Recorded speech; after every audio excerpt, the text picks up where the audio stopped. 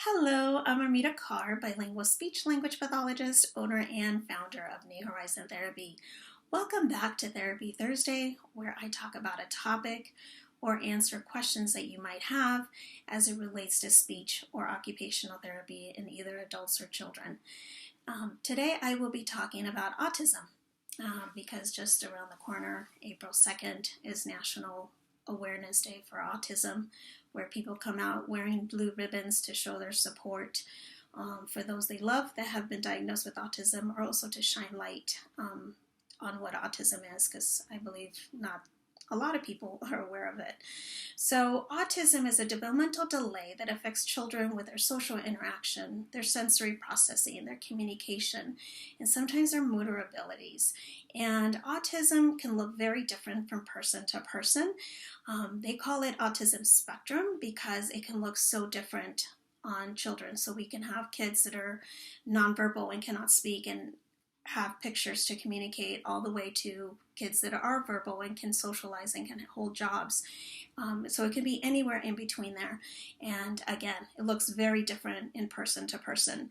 So kids with autism struggle with social interaction, which is a big one. They struggle to communicate with others or to hold a conversation for a long period of time or to change topics during the conversation. So, and they also have a difficult time reading social cues. So you can be sitting there, they could be talking to you, and you could be angry and showing your face of anger.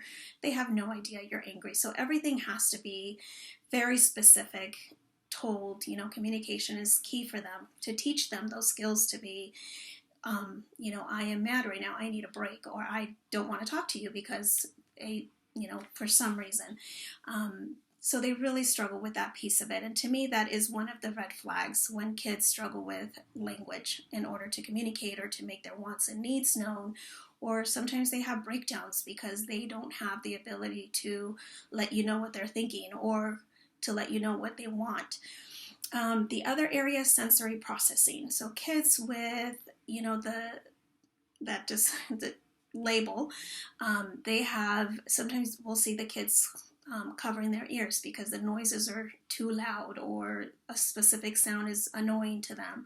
Sometimes we'll have they're screaming because they don't realize when they're speaking it's so loud, or when they're screaming it's so loud. Some kids will also have difficulty with certain textures that they don't want to touch, or they don't want to walk, or they don't want to see, or so that's also a part of it.